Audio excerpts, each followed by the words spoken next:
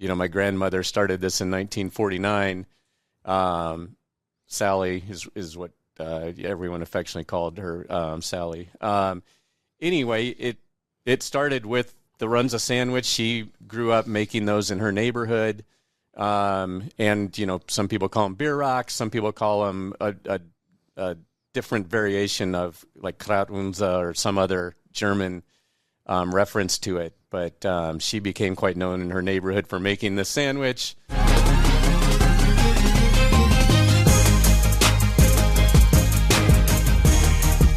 Hey there, Omaha. Welcome into another episode of Restaurant Hoppen. I'm your host, Dan Hoppen, and I am talking about a restaurant today that needs absolutely no introduction, but I'm going to give one to it anyway. It has become iconic in Nebraska. As soon as you see that green and yellow, anyone who's been in Nebraska for 10 seconds knows exactly what it is, and we've been wolfing down these beef-stuffed, just bready, brilliant packages for 75 years now.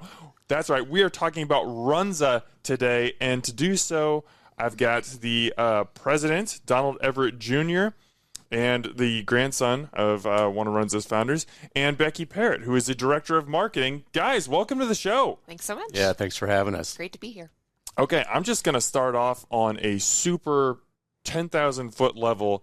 And just when you guys think about Runza, I mean, it's been a part of Nebraska culture. It is beloved. Everyone knows what it is for 75 years now. What is it about Runza that makes it so iconic? Well, the obvious is the sandwich, which you introduced as bready packages. I love that. Brilliant bready packages. That Exactly. might be a new marketing campaign. Need to keep using that one. New T-shirt. Go ahead, steal it. But That's obviously, fine. our unique proposition is the Runza sandwich, and that's where it all started. Is the original Runza sandwich? My grandmother started this in 1949. Sally is what everyone affectionately called her, Sally. Anyway, it started with the Runza sandwich. She grew up making those in her neighborhood. And some people call them beer rocks. Some people call them a different variation of like Runza or some other German reference to it. But she became quite known in her neighborhood for making this sandwich. Was encouraged at that time by others to sell these on a retail basis, which today it doesn't seem so unusual for a female entrepreneur to start up a business, but in 1949 it was extremely unusual. I grew up around this lady, so to me it wasn't unusual, but looking back, I was like, wow, that really was quite a leap for her to take to open a business selling Runza sandwiches. But that was the main menu item back then. They did have hamburgers, French fries, and onion rings at the time too, but that's what people came for, was the Runza sandwich. Obviously, the menu's grown into a lot of other things, but that is still our unique proposition today. Nothing's changed with the recipe of the Runza sandwich. Nothing's really changed with how they're made, and they're still made from scratch every day in our restaurants, and we're really proud of that. The recipe's stayed the same this whole time? It has. That's incredible. Yeah. Good on you, Sally. You didn't need any innovation or new ingredients. She was doing it back in the 40s and 50s. And yeah, you don't mess with what's working. And our customers are regular customers. They're passionate about our business. And when we make changes, they notice. And it might not be necessarily related to the Runza sandwich itself, but if there's any ingredient change or we try and tweak a recipe, we hear about it from our customers. And when the Runza sandwich has brought us to the table or to the dance, I mean, we know better than to mess with what's working. Donald, you just segued beautifully into something that I wanted to ask you about. And when you're talking about the passion of this fan base, it's one thing for people to say, "Oh, I really like a restaurant," but Nebraskans have this real pride in Runza. They want to show it to other people. When it's Temperature Tuesday, they want to flood the lines, and I know some of it is about the price, but some of it, it almost just feels like it's a holiday. And like people are like, well, it's Temperature Tuesday, I'm going to Runza. Like, it is amazing the devotion and the pride that Nebraskans take in this restaurant. Where do you guys think that comes from? Well, I think they've grown along with us. You know, when I'm out in the community giving presentations and whatnot, people consistently will say, I remember the first location, or I first started going to Runza at 56 and Holdridge, which was way back in 1966 when that opened. But I think they've got pride in a little bit of quote unquote ownership, because they've helped build us and get us where they are. And they've just been along for the ride the whole time. And the other piece of it, I think, is we are unique enough, and especially our signature sandwich and people, and chili and cinnamon rolls and other things like we'll that. We'll talk about chili and cinnamon rolls. Perfect. I thought we might. But it's just a very unique offering that people like to talk about. People always like to, well, I have this and you don't, or let me tell you about something that we have that's great here in Nebraska that is very special to this place, and Runza is that. Yeah, and I don't think, we don't have mountains, we don't have oceans in Nebraska, so what we do have is the Runza sandwich and maybe some other unique offerings that are unique to Nebraska. But I think, Nebraskans are prideful about the Huskers. They're prideful about the Runza sandwich. And those are things we can show people when they come to visit Nebraska that, there's a lot of things to do and see here. And these are some things that are really unique to our state. Mm-hmm. Definitely. I was going through Runza's social media profiles as I prepared for this. And I mean, some of the pictures and posts that you guys have put up over the years, I mean, people going to Runza after they're married, like still in their dress and tuxedo and everything. There was a guy who celebrated his 100th Alfred. 100th birthday. Yep. Wow, his name. I was there. His 100th birthday meal at Runza. There are people that, celebrate graduations. Like, it's something that people say they don't necessarily have to save it for their special occasion, but they make it a part of their special occasion. When you guys see and hear stories like that, does it just kind of blow your mind a little bit that people are bringing Runza and this fast food restaurant into some of the most important moments of their lives? Like, how does that make you feel? Goosebumps, to be honest. I mean, I love to hear those stories. It's a family business, and Nebraska's one big family. We oftentimes stay where we live, and we're not, a population that's coming and going very often. We've been around for 75 years, so naturally we're going to spend multiple generations and parents or grandparents taking their kids to Runza, and, we grow up on it. And I think people do, even like weddings, we get a lot of reception requests for, hey, can you drop off some mini Runzas at our wedding reception? When you have people come in from out of town for a celebration like that, they want to share what's unique about Nebraska. And yeah, it's goosebumps when you hear those kind of stories. I love seeing those wedding proposals at Runza, Alfred turning 100 and going there to get a shake or whatever. Those are just great stories, and I think are really emblematic of what it means to people in Nebraska. Well, and we love to have those customer connections, and it's more than just a transaction in the drive-through or up front or whatever, and for us to see that we are part of people's lives. We are important to them in some way, whether that's always the Thursday night date night or the Runza party for the 1-year-old or whatever that is. But I mean, that's the biggest compliment we could possibly get, is when they not only eat with us, but then showcase and relate that to their lives. And it's fantastic, and that's why we do what we do. In marketing, our team does a great job, highlighting those moments and bringing them to life via social media and other formats. We don't have to work very hard to find those stories, though. People bring them to us, and our marketing team does a great job highlighting those things. We just got our first graduation announcement the other day. So we get invited to a lot of weddings. We get the birthday party invitations from time to time too. But yeah, we just got our first graduation, and a gal from Minnesota. Oh wow! Yeah. Shoot. And Runza Rex shows up once in a while. Sometimes he does. Events. Yes, sometimes he does. I might make you reach deep into your brains here, but what's the most unique Runza request, or oh wow, these people want Runza at this event, something like that? Do any of those pop to the front of your brain? Oh, great question. Yeah, to Donald's point, a lot of late night snack at wedding receptions. From time to time, somebody will ask if we'll change our marquee for like a promposal or something, or a homecoming proposal. Sometimes we'll get that.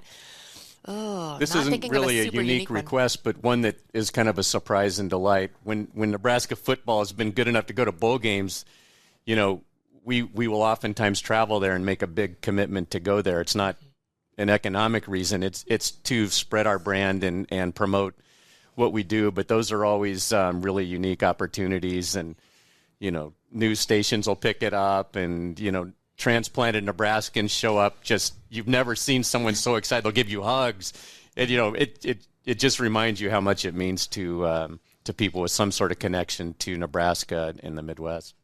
And it doesn't only mean something to people who are on the outside of the brand, just customers. It's the people on the inside too. And that's something that I saw.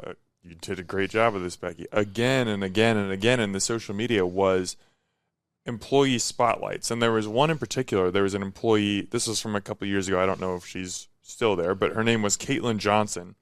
And she said, Runza's a huge family and everyone supports each other. And she actually met her husband while working at Runza. So Runza's creating families now. Yeah. But I mean, time and time again through those posts, I kept seeing so-and-so worked at Runza for 12 years. So-and-so worked here for 15 years, 18 years. I mean, Becky, you've been at Runza for 24 years.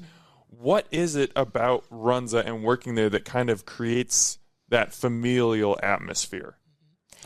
I would suggest part of it is what we do every day. This is a family making fresh food every morning from scratch. They get together at a production table. They make Runzas together. They make ranch dressing together. They're making chili together. It's not just opening up a box out of the freezer, putting it on the line and serving it. And I think a lot of those connections are made in the mornings at Runza, where we get up at the crack of dawn to do what we do. And I think, it's a lot of opportunity to socialize with your fellow coworkers, but I'm a Runza romance, we call them Runza romance. I worked with my wife at Runza, and really, yeah, I didn't know that. Yeah, there's a lot of those stories, that are pervasive within our chain. But we've been around 75 years. We hire 1,500 new Nebraskans every year, so naturally there's going to be some spread on some point of connection, having worked at Runza or a sibling that worked at Runza or what have you. And a lot of people stick around for a long time. So we're blessed to have a really great core team of employees that understand and recognize this isn't just a privately held family business. This is a really big family throughout our restaurants. Well, and we think of them as customers too. We have internal customers and we have external customers. And so what can we do every day to support our team members, we hire at age 14 for a lot of our team members. It's their very first job, and what a great opportunity to learn. And I think there's a lot of pride in what we do. Food is fun. So I think once you start making those connections at the store, it's very much a family at each place. Donald, you mentioned a lot of those connections are made early in the morning where everything's being created. You guys are baking the bread. You're slicing the onions for onion rings yourselves. You're making the ranch. You're seasoning the beef. I mean, it's all happening inside Runza, which I find incredible because there are a ton, most, I would say, restaurants with one location don't put that much dedication and care into it. And that's okay to bring in some outside products, but sure. You guys are doing that, and you didn't stop doing it when you expanded to 2 locations. Didn't stop when you expanded to 10. You're at 90 now, and it's still that dedication to baking the bread, to doing everything every morning. And I just want to hear it from you guys because it would be a lot easier, I think a lot less expensive, a lot easier to hire if you guys did bring in some of that stuff from the outside or didn't do it fresh every morning, brought in some frozen burger patties, whatever it might be. But you don't do that. You have the commitment to doing it the way that it was started. Why? What is so important about that to you? Well, it's our place in the market, right? We're not the cheapest burger in town. We're not the cheapest sandwich in town. Our niche is quality, and we're always going to own that. That's always what we're trying to achieve. And the making stuff from scratch is an asset. It's also a liability. We're challenged to serve consistent products. Every day, the Runza sandwich might not look exactly like the Runza sandwich you got last week. It's because they're made from scratch. It's harder to grow a chain when you have a lot of technical detail going into the process every morning. There's more training involved with our operations. But at the end of the day, we like where we are in the marketplace, and we're okay with growing only a couple stores or several stores a year. And we'll continue to push that footprint as we can, but we don't want to sacrifice quality. And that's one of the quotes you'll see in most of our restaurants as part of the branding in the dining room: never sacrifice quality. That was one of my dad's favorite monikers, and we continue to try to live up to that. Yep. Agreed. Something that I always gravitate towards is when I see like a famous person or a celebrity pass through Lincoln, pass through Omaha, anywhere in Nebraska, and they try a Runza, and I'll watch these videos, and I'm just like my heart is like almost in my throat, because I'm just like, please like it, please like it, please like it. Yeah. You and me both. Yeah. Well, see, that's what I was going to ask you, because I mean, you've had many over the last couple of years, including Dave Portnoy, the pizza ranker dude, Kathleen Madigan. Like, these are just a few of the names that have heard about the Runza. They're going through Nebraska, so they're like, I got to try this thing. They take a video. What is it like for you guys to watch those? Well, there's kind of two. Yeah, exactly. Frightening. Well, there's two sides to Dave Portnoy, for example. He would have never tried it unless our customers came out of the woodwork in support for us. So it would have never been on his radar. He's a big Michigan guy. So he wasn't in Lincoln to cheer for the Huskers or just happened to be passing through. So there's that part of it, and the love and support that is along with that. But yes, especially knowing his shtick of rating things, I was a little bit nervous, but he knocked it down, and I think in like 4 bites. It was great. He gave it a 7.5, which is very good on his high. scale. Very respectable. He kept comparing it to a Philly cheesesteak, which I didn't really understand. It doesn't look or taste like a Philly, but if that's what it takes for him to give it a good review, he can say whatever he wants. That's right. Yeah, absolutely. No, we love seeing those celebrity kind of endorsements, if you will, and they're typically organic, right? And that's the best kind of marketing we can have. Absolutely.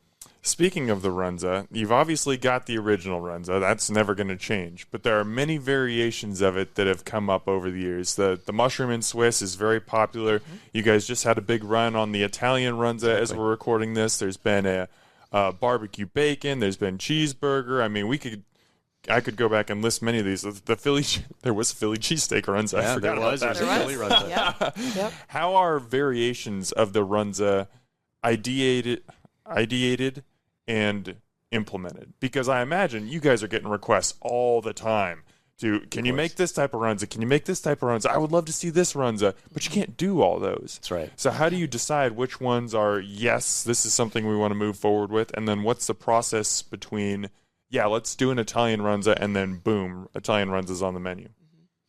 I would say because everything is so homemade, and so, I mean, there's some operational challenges with doing something completely like a separate filling that is the Italian Runza, for example, because that doubles the work that our team members are doing each morning. They're not only making the ones with the ground beef, cabbage, onions, our blend of seasoning baked inside homemade bread, they're also doing this whole other filling and making those sandwiches and whatnot. So we have to keep their thoughts and their wishes in mind and try to balance those with the customers, because we get asked all the time, where's the breakfast Runza? We want that all the time, and why don't you open for breakfast and whatnot? Well, because we're doing all these other things. We're making ranch, chili, salads, onion rings, Runzas, all that stuff. So sometimes it's trial and error, and honestly, it's our team members that are the best chefs in the kitchen, because they have access to everything that we have every day, and they're making their own lunch or their own dinner or whatnot, and maybe pairing condiments in a way that we haven't, heard of before or thought of before or whatever, and so they share ideas all the time. And a lot of those fourth flavors, like the Italian Runza, we use those opportunities to remind people about the Runza sandwich, and we'll typically do them as a limited time offer product. So in that case, it was just a couple weeks, but we highlight them those kind of flavors in a different way. But like the Swiss cheese mushroom Runza was invented by one of our franchisees, took it to our team and said, hey, I think this would be a great offering. And, it's been a permanent menu offering for probably 40 plus years. So we do listen to our team members, our franchisees, and oftentimes, like Becky said, some of the best ideas come from them. But we do have an in-house chef, Chef Chris, who, gets a lot of our crazy ideas and runs them through the system to see what was possible. But we start with dreams, and we bring them back down to reality sometimes and decide whether they're going to happen at our stores. But for me, like, I'll get a cheese Runza sandwich, and I will ask for it at the store with mustard and pickle. So they'll put mustard and pickle inside of it. So the current original Runza, you can always doctor up. You can dip it in ranch dressing. I sometimes get the onion ring dip, and I'll dip my Runza in the onion ring dip. But there's a lot of ways to, tailor it to your own sort of personal palate, and a lot of people do that, and we love to see that. I'm not going to be one of those demanding people, and I imagine that this is a difficult one to make. I'm just going to say that I went back a few years on social media, and I saw a Reuben Runza. Yeah. If that would ever come back, I wouldn't be upset. I'm just going to leave it at that. It looked incredible. But you talked about the breakfast Runza.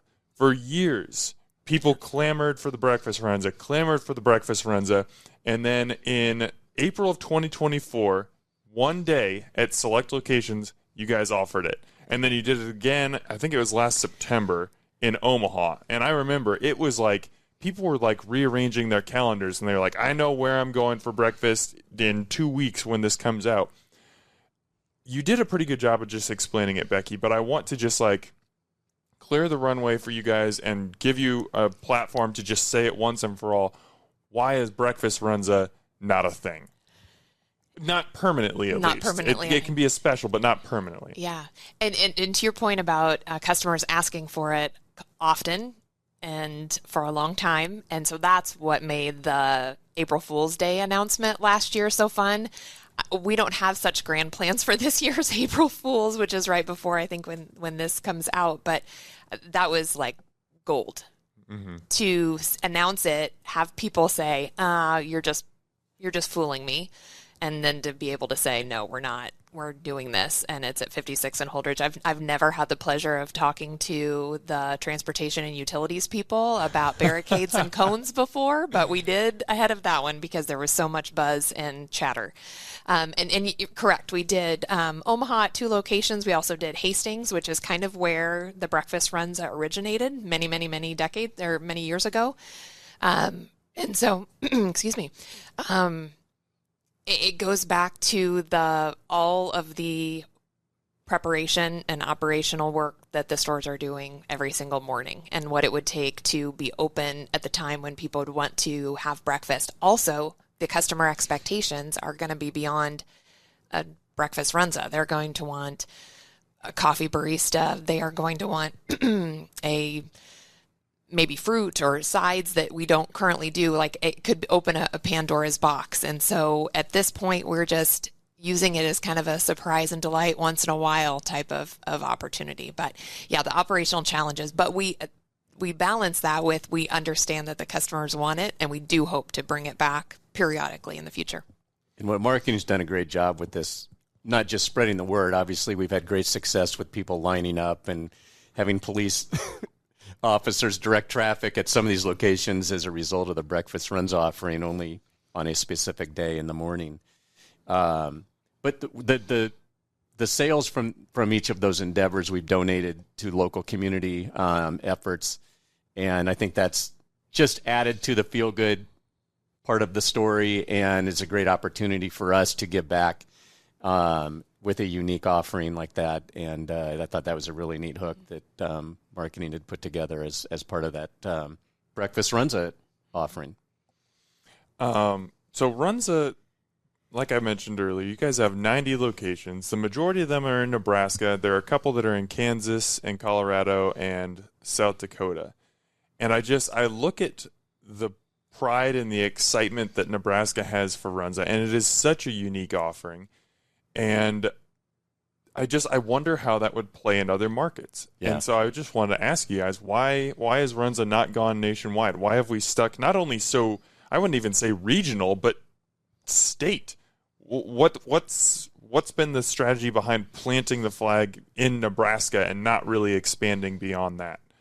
Yeah, I mean, our strategy is to grow contiguous to our existing market where there's some familiarity with the name Runza. As we know, even from people that are the uninitiated, the famous people that come in, they don't even know how to pronounce the word, let alone understand what's in the product. So, the education part of it is an uphill battle when we go into markets where there's very little name recognition. Cabbage is not the most popular vegetable at the grocery store. That happens to be a primary ingredient in our Runza sandwich. So, I would say the product, as much as Nebraskans love it, others might be a little bit more indifferent to that product.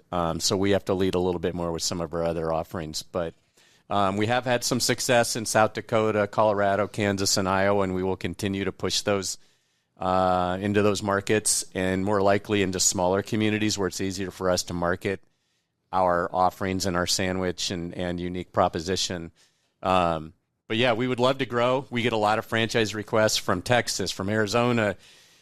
We're inclined to choose markets where we think we have the highest probability for success. We don't want to just take a franchise fee and, hope for the best for someone. We take it personally when a restaurant isn't successful in our chain, and we feel like, we're going to play the probabilities and continue to push into contiguous areas where we have some name recognition. Well, on top of that, I found a quote from your dad, actually, from 1991. He said, "I want an owner-operator rather than an absentee investor. 9 out of the 10 requests I get don't meet that criteria. When I find a good person, I build them a Runza, and then we'll be partners." And I think a lot of it goes back to, what we were talking about, like if you've got a location in Texas or you've got a location in Mississippi or Washington, whatever it might be, it's a lot more difficult to ensure that the quality is being maintained. I mean, if those franchisees, I think I'm saying that right, decide, you know what, making ranch every morning from scratch is really hard, I'm just going to go get some from Restaurant Depot in huge quantities, you might not necessarily know about that until it's being served to customers. When it's more regional and even just statewide, you have a better control, and you can kind of create that culture a little bit more easily, I feel like. My dad nailed it in 91, and what was true in 91 is still true today. Our business model requires daily involvement in the business. We really aren't looking at, we get, like you said, 9 out of 10 requests come from people that don't want to be active in the business, but they have the financial wherewithal. That's still the case today. To find people that actually want to be involved in the day-to-day operations, yet also have the financial wherewithal, are few and far between, which is why our growth has been relatively slow. But we will partner with them, and we will be investors, or we'll build them the land and building when we find the right operator that has a little bit of skin in the game. Those are our best franchisees, and that's most of our franchisees. This is all that they do, is running Runza restaurants. Some of them might be multi-unit operators that, have another layer of management, and they're not in their every store every day. But whoever has come into Runza as a franchisee is spending 60 hours a week there initially, and it's a grind, but it's a very rewarding business, and you create a kind of a secondary family when you have your own restaurant. Well, it's not just the day-to-day business. It's all of what we've mentioned before, the making the Runza sandwiches, making the onion rings, the chili, all of that goes into it. It's not a turn the lights on and go type of proposition. And one thing that I think we're very, very proud of is how many of our franchisees have grown up through the system. So maybe they started at age 16 and saw true value in our brand and our company and our culture, and they've stuck with us and continued to try hard, and then open a location or two on their own. And that says a lot, I think, about them and their intensity and drive and commitment, but also that we have allowed that partnership to happen and continue to grow. And just to build on that a little bit, we have 91 locations. We have about 50 of them are company owned.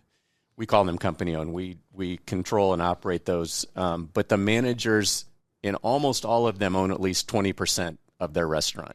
They have real equity. They're getting real income from that equity, and they're getting paid for that equity when they leave, when they retire from Runza. And that's definitely some of our secret sauce that's out there. But we're when we say we're family business, we really are, even in the divided profits. Becky and anyone in our office has an opportunity to buy into the next Runza that we build. We take great pride in sharing our success as the Everett family with our staff and having them be alongside us with investors, paying the exact same amount to get into a Runza as we pay. So we're fortunate to have great partners that stick around with us, and we're happy to share that success. All right, let's go from something super seriousness and business-oriented to the complete opposite end of the spectrum. Sounds good. Chili and cinnamon rolls. Chili and cinnamon rolls. So, I mean, people who have grown up in Nebraska have memories of this just from the grade school cafeteria, whatever it might be like. It was the best day to get hot lunch in elementary school. Exactly.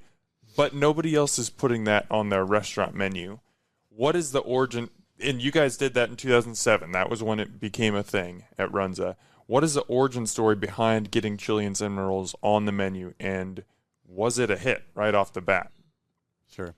It was a hit right off the bat. I mean, we've had chili on the menu for many, many, many years, but it was actually kind of a collaboration. The Miller and Payne, the family that was involved with Miller and Payne department stores, they had tea rooms in their department stores, so they served baked goods, everything from way back to even wedding cakes and whatnot, but also variety of lunch items and things like that.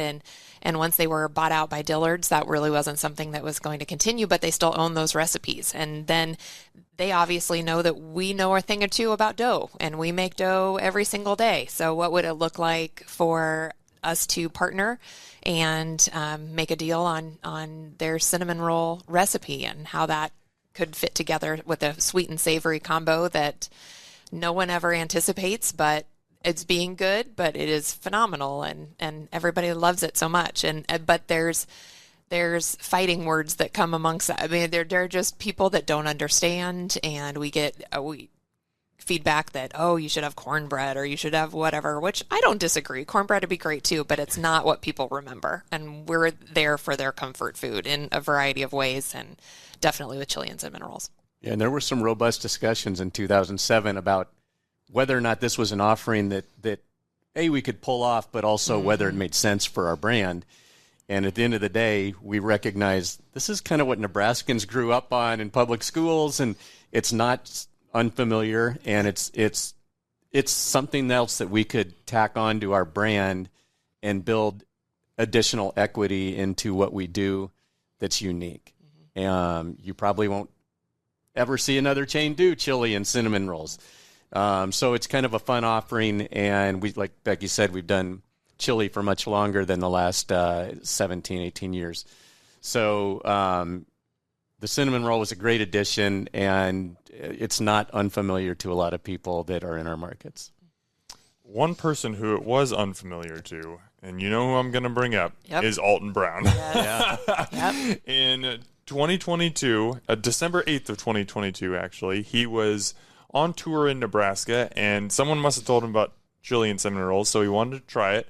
He came to Runza, got it, took a video of himself eating it. He ladled the chili onto the cinnamon roll, which would not be the way that I would instruct someone to eat it, but to each their own. They can all do their own thing. He took a bite, did not seem to care for it. Yeah. Which... Yeah. The man has an incredible palate. He knows more about food, or he's forgotten more about food than I'll ever know. So who am I to tell him anything? But he's wrong about that. And I think the Runza Army jumped all over him, didn't they? Yeah. Well, tell me, what was the reaction after that? What did you guys see? I mean, well, I guess first of all, take me inside like where your heads are at, because we've talked about how nerve-wracking it can be when a celebrity tries it. So where was your head at? And then how did you see the Runza Army respond after that? So I'll honestly never forget that day because I am a big Alton Brown fan, and I'm like, I was disappointed in his reaction. So we this were ready is to like take him down, weren't we? We were, absolutely. It was like 8:30 in the morning. This got posted, and I'm like, oh gosh,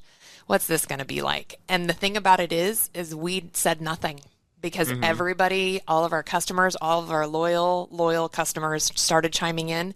And by 4:00, he's like, okay, I get it. I hear you. Uncle. Yeah, Uncle, exactly. I shouldn't have poured it on. I should have eaten it this way. And then he also went on to say that he had a Runza sandwich and he enjoyed that as well. So all in all, I'm still a fan of Alton, but it took him several hours to come around to our way of thinking. We're thankfully did, and thankfully our Runza Army is usually right there defending their brand, and we're super thankful that we have that voice for sure.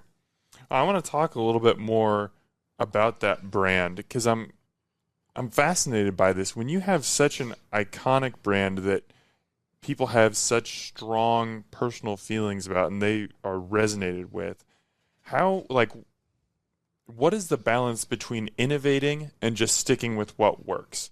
For example, that could be something as simple as adding a new menu item or testing out a breakfast Runza or whatever to you guys went through like a brand refresh in 2019 and changed what storefronts looked like and adjusted the logo a little bit. And when you do stuff like that, there's a lot of people who are going to be excited about it. And there's a lot of people who are just like, hey, don't touch that. That's been my Runza for 50 years. You're not allowed to change, the color scheme to something that's 3 shades lighter or something. What is that balance for you guys in innovating, bringing Runza into the future, but also delivering the same thing that people have come to love for so long? Well, at the end of the day, we're operators. I mean, we truly, we're not a typical restaurant chain where we own one restaurant and the other several hundred units are franchise. So we feel deeply when we make changes to a menu, for example. We really think through those things. At what expense are we adding an item, and is there enough incremental success that we can project that makes sense of adding salads, for example, or what it might be, or whatever that might be. So menu-wise, operations-wise, we are maniacal about our focus on not compromising what we already do and what we do well, because people come to us for very specific reasons, and to expand why they come to us is a really a challenging task in so many ways. But we also want to be relevant, and changing and refreshing our buildings and our logo. We felt like those were leaps that we could make and needed to make. We've been around for 75 years, as I mentioned. Some of our buildings got kind of old and tired. You'll see not far from here, 77th and L. We tore it down and rebuilt it. We're willing to put money back into our restaurant because at the end of the day, these are good business decisions. And I would say for the most part, our customers, that has not been a why are you changing my brand changes kind of mentality. So that we're fortunate with that. But the menu thing is something we really I worked in the restaurants growing up, so I have a deep operational level experience. My siblings, same way. So we have a lot of respect for what our people go through every day in the morning to do what they do and execute the depth of the menu we already have. So, we try and stay relevant. We try and continue to reinvest in our business, but also serve a great Runza sandwich and a great hamburger and a great French fry and a great onion ring every day, because those are our core competencies. Yeah. And I would say, the reinvestment in the community, when we tear down and rebuild, that customer might not have their same chair that they sit in every single week, but hopefully the surroundings will be more appealing, and they'll see that we value you as a customer. We value our team members. We want to be here for the long term. And that's why we're doing these tear down and rebuilds and things like that. I think that also some of it is to stay relevant. Back in 1966, when that second location, it was car hops. And then it finally got a drive-through. And so you have to kind of we launched an app 4 years ago. So a lot of our point of sale is tablet-based, which is perfect for our young team members to use, and creates a much easier training situation when someone is hired. So I think there's a lot of change and evolution and innovation on those sides much more so than we need to change a cheese or a menu item or something like that, other than like the limited time offer when we're trying some different menu items. Sure. All right. So Donald, we know how you got involved with Runza, that story, and we can get more into it later. But Becky, I'm interested, how you've obviously been with Runza for a very long time. How did you get started with this company? Yeah, so the location that I worked at in college was not too far from, I attended the University of Nebraska-Lincoln, lived on campus, but the location that I ended up getting hired at is not too far from my parents' house. But my dad saw that if you worked 3 lunches a week, $7 an hour. I'm dating myself a bit there. And so I needed a new job and started working for a gal named Sherry. She is still with our company as well, and does some roaming manager work up in Northeast Nebraska. But I just really liked it. To Donald's point, it's like a family. You just become really super close to each other, and you're all about the same age. So it's really easy to be engaged and connect with each other and whatnot. So I did that for about 9 months during my senior year in college. I graduated. I traveled for a year, and when I came back, I really wasn't sure if I wanted to stay in Lincoln, born and raised, or if I wanted to move someplace else. But luckily, Runza was hiring for a marketing communications manager, and so interviewed and got hired. The director of marketing at the time, she had moved here from San Diego with her husband and had a lot of big brand experience and a really big vocabulary. And I'm like, I can learn a lot from this person, and that was 25 years ago in June. So food is fun. Runza is a great brand to work for. Culture is fantastic. Growth has been and opportunities, as Donald mentioned, with stock and things like that. And we just have a great time. How do you find ways to continually market and innovate for a brand that's so recognizable? That is a great question. It takes a lot of work and a lot of brainstorming and creativity, and it just, we follow a lot of other competitors to see what they're doing, how they're talking to their customers. But, our brand voice is very quirky and playful. I mean, our signature sandwich has beef and cabbage in it. How serious can we be? And so just really kind of lean into Midwest values and kind of, just what our customers are craving and play into that. Our food looks good because we take so much care and time to make it look good and be good, and it's real and authentic, and so it's not too hard to sell something like that when it is top quality. Mm-hmm.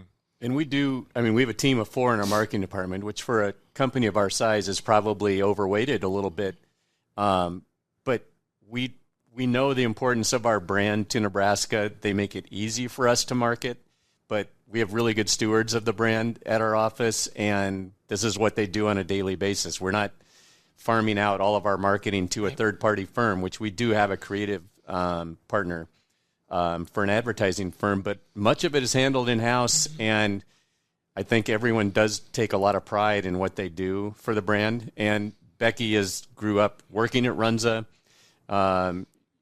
She happened to be working at a location that was the closest location to our corporate office, so she saw our office staff a lot. Yep. And we recognize the talent in Becky, and we love to hire people at our corporate office that have been working for Runza in an operational capacity, and Becky's just one of those amazing success stories within Runza. Okay, so that's Becky's origin story. I want to get into the origin story of Runza itself.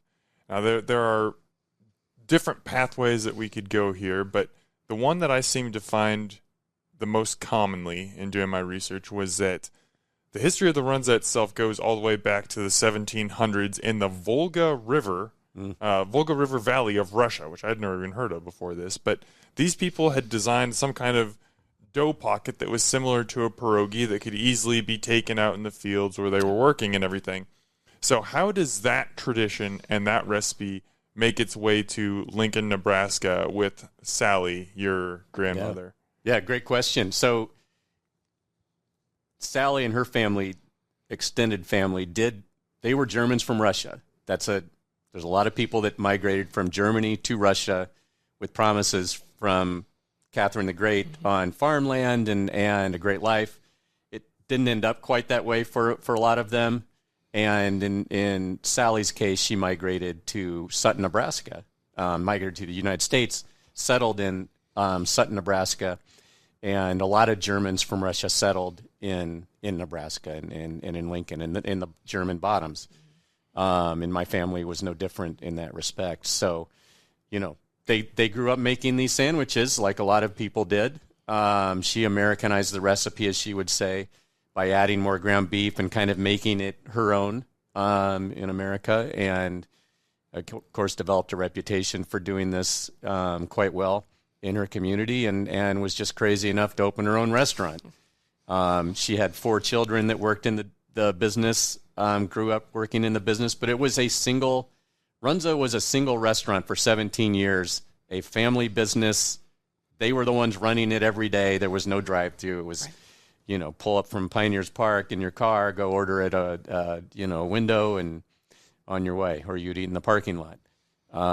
So very humble beginnings, and my dad was the one that was the real dreamer and entrepreneur to say, I think I can make something of this.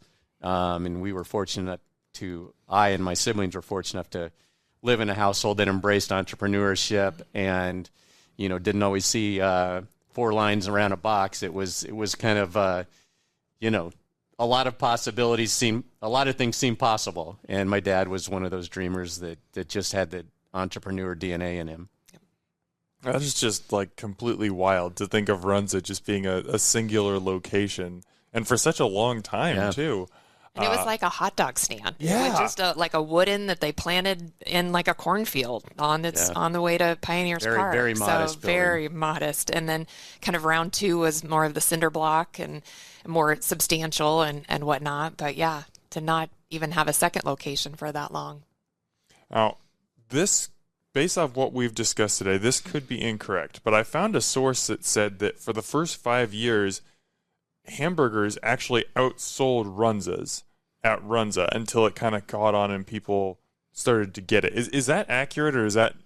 Well, I will tell you it is accurate today. We sell more hamburgers than Runza sandwiches. I believe that, and your burgers are excellent, but I was wondering, like, back in the beginning, if it took people, like, some time to understand, like, what is a Runza? Like, I've never seen any, like, an encased burger. Like, I don't understand what that is. How does this work? Like, I know you guys weren't there, but from what you understand, did it take some time for it to catch on, or was it pretty popular right off the bat? It became a very early on tradition and was quite popular as a restaurant to stop at on your way to Pioneers Park, which was a common weekend activity in the 1950s, 1949. So it did develop a quick following. I can't tell you the menu mix from day one or the first 5 years. Yeah, that's probably unfair of me to ask. But I did grow up going there with my grandma, and, I would, probably cause more problems than I was being helpful. But, in the early stages of that business, I loved going out there with her. And I would say we sold a lot of Runza sandwiches, but certainly a big part of the mix was and still is today the hamburgers. What are your earliest memories of Runza? Whether that's working there, like you mentioned, whether it's hanging around as a kid, however you want to take that direction, just tell me a story. For me, my earliest memory with Runza was driving in, and my grandmother driving us to Runza in her car, and we would go. I loved playing with the flour, playing with the dough, and learning the process. My dad, he would also take us to his first Runza in 1966. He opened his first Runza. I was born in 67. So I have very, very early memories of going with him, and I just thought they were the coolest people, right? They had their own business, and they were working with dough, and what could be better than making a mess in a restaurant? So I have great early memories of that, and they were really formative years. It's where I wanted to be. And I continually asked my dad, can we come work? I have a twin sister named Dawn. I said, is it time? Can we come work in the restaurant? He'd always joke, well, you got to be able to see over the front counter. And anyway, at the end of the day, he did let us come work there, but it was a privilege to work at the family business. That's how I viewed it, probably because of those early formative years. So how did you meet your wife? Well, we went to high school together. Didn't date in high school, but she started working at the Runza restaurant that I worked at when she was 18. We knew each other in high school. But at the end of the day, we just spent a lot of time together, and I think we developed a mutual admiration for our work ethic and enjoyed hanging out together. So, after working together for about 3 years, we started dating, and she finally got rid of her boyfriend, and I didn't leave much time between, so I jumped in on that, and we dated for several years, have 3 children, and hoping that there's another generation in the business here soon. Very, very cool. So 1991 is when you became president. And I mean, we're talking about, I have that, 1997, I'm sorry. Yep. I had that date wrong. But I mean, we're talking about, you've got decades of memories at that point. Like, this is your grandma's business. Your dad was a very careful, he shepherded it very carefully into the future. This mattered a lot to him. You have so many core memories. You worked with your wife there. Like, this runs as a part of your DNA. It's something that's really important to you. Yeah. I can imagine when you get promoted, like, you're really, really excited. Like, yes, I'm the president of Runza now. You also probably had to be, like, really intimidated too, because this thing is yours now, and if you crash this car, you got to deal with it.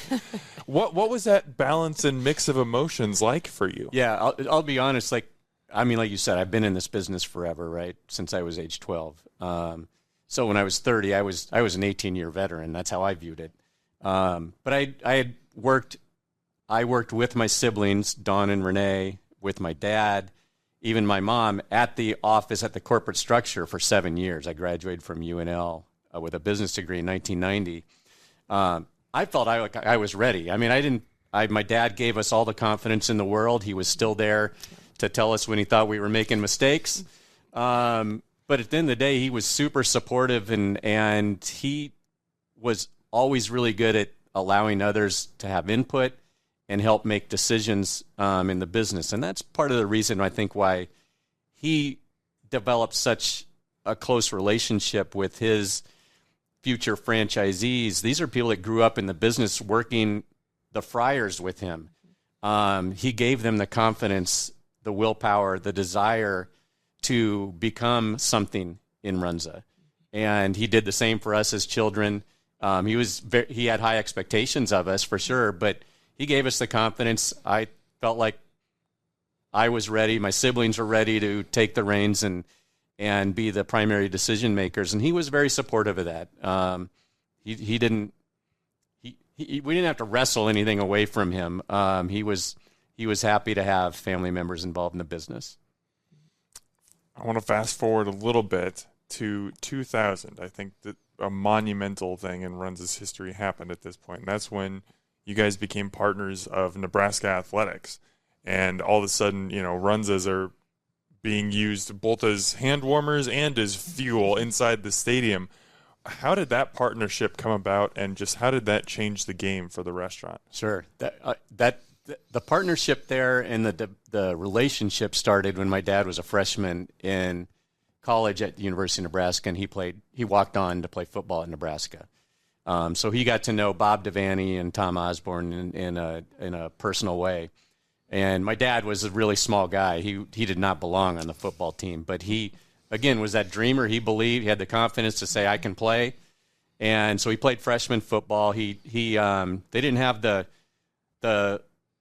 student support that they have these days as part of the athletic department. School was not for him. He just was not. He didn't pay attention in class. He was there to play football. So anyway, he developed a relationship very early on with the coaching staff.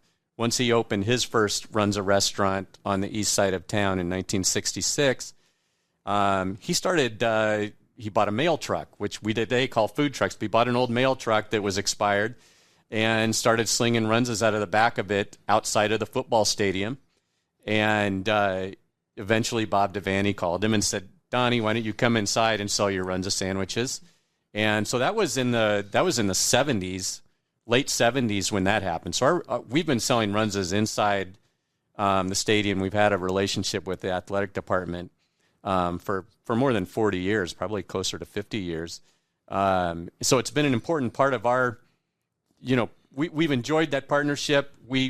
I and my siblings are graduates of University of Nebraska. My parents attended University of Nebraska. So we've always felt a certain connection there. And as our chain has grown and filled out the footprint of Nebraska, Nebraska Athletics just, again, seemed like the right marketing partner. And I think it's, again, one of those traditions that has developed over time, that you have a Runza sandwich when you're in the stadium, right, for a football game. It's everyone sitting at one big, giant dinner table at the Memorial Stadium having a Runza. Okay. Next big history mark involves you heavily, Becky, and that is the development of Temperature Tuesday. Some version of Temperature Tuesday had been around for a very long time. Since 1986, we had today's temperature is today's price. Correct. But it was not, like we mentioned earlier, like a national holiday. Like, people start counting down. My wife does this. My sister does this. Like, they start looking at the calendar and being like, oh, only 2 more Tuesdays. And then we get Temperature Tuesday and everything. How did Temperature Tuesday come to be in 2010? So the today's temperature is today's price. It kind of varied through the number of years that we did it that way, but it was temperature at 8 a.m. or 10 a.m. and it was a week to 10 days, consecutive days, like in January. And we know in Nebraska the weather is all over the place, and so you get those warm days in January and people are out golfing and whatnot, and so it's just really if you've had Runza on Monday, are you going to come back on Wednesday or Friday or whatever? And if it's kind of a little bit of it still is a psychology experiment of what you will pay. Like, there are lines around the building at 0, but if you value your time, you're going to come on that 15-cent day or that 25-cent day, but the lines aren't there nearly as much when really it's the change you could probably find in your couch. But so we did those consecutive days, and it was just really hard on the operational side. How do we staff? How do we plan? What does our production look like in the morning, and how do we know who's going to come in? And so we kind of got to the point where it's like everybody saw the value that we had built in that promotion, but at the same time, it was just so operationally challenging. Like, some people wanted to get rid of it. So it was like, we have to figure out a way to keep the brand equity in this temperature style promotion. So how do we do this? And honestly, we had just signed with a different advertising agency, and we just kind of laid out all of the pros and cons and everything, and said we kind of need an outsider's perspective. We need to take the 10,000 feet view of this, help us out for this. And in their infinite wisdom, they came up with, they said, meteorological Mondays, weather Wednesdays, thermometer Thursdays. We could do it any day of the week, but really they helped us craft the concept of Temperature Tuesdays. So you can plan on it, it can build over time, and it's the hardest thing about today's temperature is today's price is people would come in next month, the following month, and be like, hey, when are you going to do that temperature sale? And it'd be like, well, we only had a week to 10 days to talk about it. Whereas now it runs like a full campaign, and it just happens to be on one day a week. Mm-hmm. Iconic promotion for us. Yes, very much so. I think we've built a lot of equity with it, and I believe this promotion actually started in its infancy at a single location in Bellevue, Nebraska, with a franchisee that wanted to do this type of promotion, and he had a lot of great success with it. And again, a lot of our innovation comes from our stores and our franchisees, and we decided to build on that as a chain, and it's evolved over time, as Becky has mentioned. Okay, a few more topics we got to hit on, and I apologize because we're pinging around a lot. There's a lot of history with Runza. I could talk to you guys for hours about this, but I have to respect your time, and I want to do that. 2003, you guys partnered with 402 Creamery, created chili and cinnamon rolls ice cream. And it sold out in 20 minutes. Yeah. It went like wildfire. Where did this promotion idea come from? Well, it's actually, they reached out to us. They had a similar small batch ice cream company somewhere, I believe in Ohio, did like a macaroni and cheese ice cream. And they're like, we're kind of intrigued by this. How could we do it? And who could we collaborate with? And so I took Renee, our vice president, and Chef Chris, and we just went in and talked to their owner and their marketing gal and said, how can we do this? And, our cinnamon rolls are just served as cinnamon rolls. They're not, in an ice cream and whatnot. So we kind of figured out who's going to do which part, we're going to give you our chili seasoning mix and whatnot. So to get the savory in there, and we need your expertise when it comes to the baked good that's going to be wrapped around ice cream, because you can't just use a regular dough recipe for that. So it was a true collaboration, and for us to be able to kind of leverage our credibility and brand strength for another small local brand, that just was great, because we wouldn't be where we are today without a lot of love and customer support throughout the years. And if we can help another small business achieve some kind of unique success, then that's great. Yeah, really a win-win promotion, and we love it when other businesses come to us with those kind of brilliant ideas. I don't know what I think about, chili ice cream. I'll take the cinnamon. I don't know about the chili flavor. This was not like a sit down with a pint on a Friday night and watch a movie. This was more like a single scoop and a sugar cone kind of a thing. But it really, really had both the savory and the sweet side. And the most common question that we got was if it had beans in it. It did not have beans in it. We wouldn't do that to people. Yeah. Exactly. Oh, I did not get a chance to try it, but I'm hoping that it comes back at some point, another limited release, and I would love to get my hands on it because I heard good feedback. This question is going to challenge your memory a little bit. Okay. Will we ever see the Runzatino or the Valunza come to life? Do you have any idea what I'm talking about? I think you're talking about a Valentino's Runza collab. Yes. Mm-hmm. Yeah. So there was actually a guy that works here at Herdat. Back in 2020, I was talking about him with this the other day. 4 years ago, he decided he wanted to make like the most Nebraska thing ever, and he cut a Runza in half and stuffed a piece of Valentino's pizza in there and took a bite of it, and he said it was pretty good.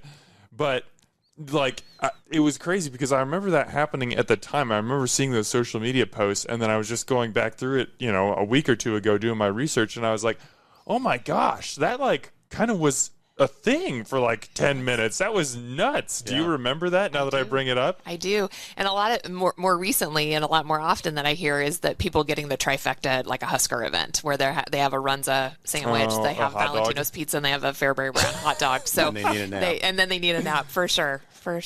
But yes, and it was it was like the turducken of Nebraska foods with the three, because I think it did have a Fairbury hot dog in there too, in addition maybe to the I don't know if Chris pizza. Was smart enough to add the hot dog. That requires a little bit more brain power than he had that day. But seems like a natural marriage, right? Two iconic Nebraska brands. Yeah, carb up. Let's do it. Heck, throw some Dorothy Lynch in there too. Why not? Let's make it a party. Why not?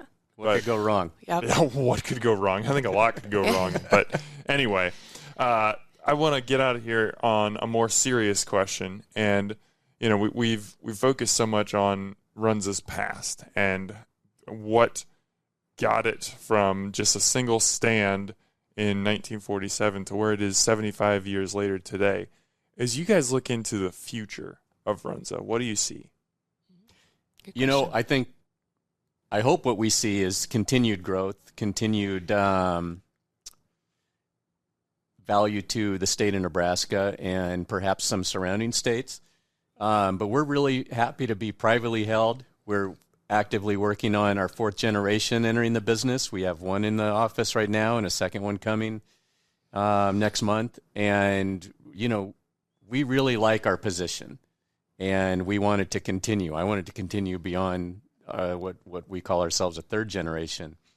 So a lot of the same is what we want to see, but continued evolution as needed but always staying true to the brand. So I hope to see a lot of the same and continuing to build some equity in what we're already doing and to continue to be owned by our employees and family and continue to be privately held.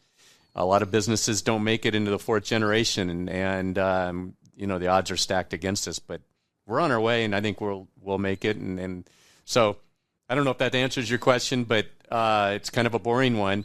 But I think people expect, they want a lot of traditions to remain the same, and we're good stewards of that. We want to continue to be good stewards of that. We're never going to be everything to everyone, and that's important for us to remember.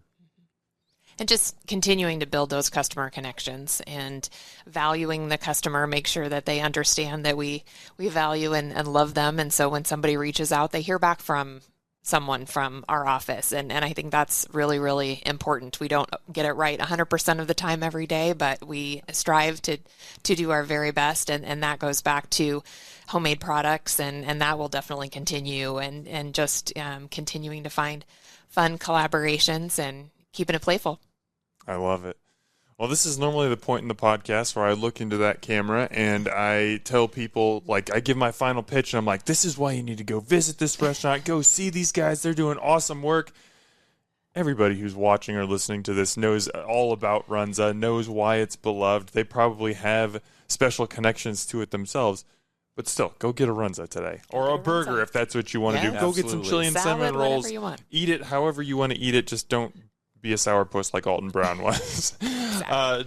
Donald and Becky, I've wanted to have Runza on the podcast for years, and the fact that this is happening today is just so, so cool. I'm so grateful for your time. I know that you are very, very busy individuals, so thank you so much for taking some time to come on the show today. Happy to do it. Thanks for the opportunity. Thanks, Dan. Omaha, as always, thanks for eating with us.